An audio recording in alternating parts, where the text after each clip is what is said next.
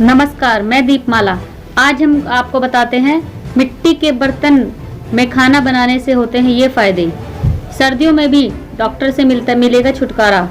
आमतौर पर घरों में एल्युमिनियम, स्टील या नॉनस्टिक बर्तनों का यूज किया जाता है, लेकिन स्वास्थ्य के लिहाज से मिट्टी के बर्तनों में पकाया और खाया जाने वाला भोजन बहुत लाभकारी होता है। इसके फायदों के बारे में जानिए। मिट्टी के बर्तनों में खाना बनाने से होते हैं ये फायदे। सर्दियों में डॉक्टर से भी मिलेगा छुटकारा।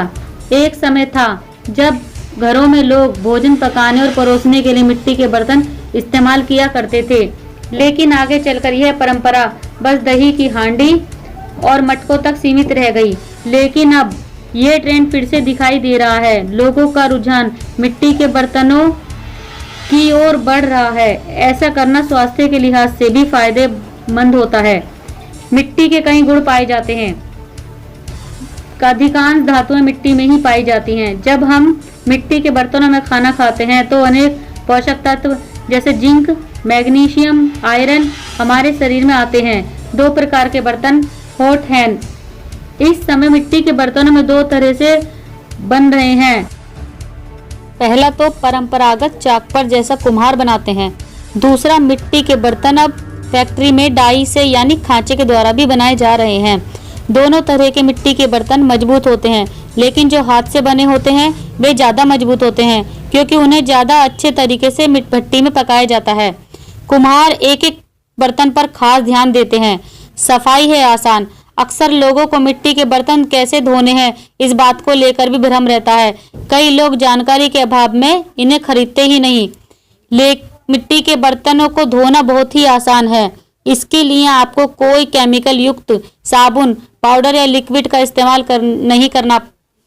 आप चिकनाई वाले बर्तनों में ज़्यादा से ज़्यादा आप पानी में नींबू निचोड़कर डाल दें तो बर्तन बिल्कुल साफ हो जाते हैं।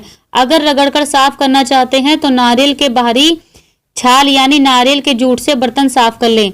सुविधाजनक इस्तेमाल। कुछ लोगों को लगता है कि पहले तो चूल्हा इस्तेमाल होता था, इसलिए मिट्टी के बर्तनों का इस्तेमाल होता था, लेकिन गैस पर क्या मिट्टी के बर्तनों को चढ़ाया जा सकता है? इसका जवाब है हाँ। आप गैस पर मिट्टी के बर्तनों में खाना बना सकते हैं। आयुर्वेद में कहा गया है कि जिस बर्तन में आप खाना पका रहे हैं वह अच्छा होना चाहिए। इस बात का ख्याल रखें कि जब आप मिट्टी के बर्तन को गैस पर चढ़ाते हैं तो उसकी फ्लेम यानी आंच मध्यम रखें।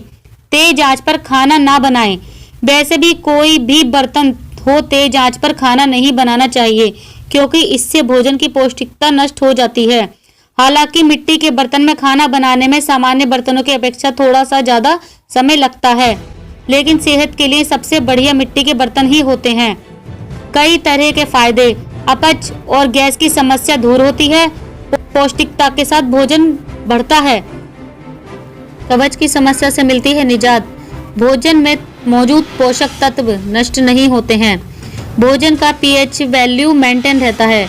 इससे कई बीमारियों से बचाव होता है। रखें ध्यान। मिट्टी के बर्तन यूज करने से पहले ध्यान रखें कि जो बर्तन कुकिंग में इस्तेमाल होने हैं उन्हें पहली बार यूज करने से पहले लगभग 12 घंटे पानी में भिगोकर रखें, यानी रात भर इन बर्तनों को पानी में रखें और सुबह सुखाने के लिए रख दें।